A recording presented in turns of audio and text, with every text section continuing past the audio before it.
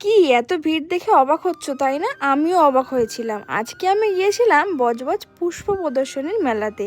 যদিও আমি প্রথমবারই যাচ্ছি, কিন্তু প্রতি বছরই এই মেলাটা হয়ে থাকে।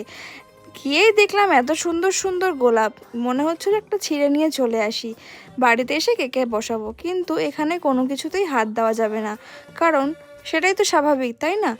এত মানুষের অক্লান্ত পরিশ্রমের ফল এগুলো। আর এখানে এই যে ফ্রেমগুলো সমস্তটাই সুতো দিয়ে তৈরি করা, কি নিখুঁত কাজ, তাই না? দেখে মনটা ভরে গেল। আর এখানের এই গাছগুলো প্রায় 100-150 বছরের পুরনো, আরও বেশি তো কম না। আর এখানে যে ফ্রেমগুলো দেখছো, এই যে মূর্তিগুলো, এগুলো সমস্তটাই কাঠের গুঁড়ি কেটে তৈরি করা।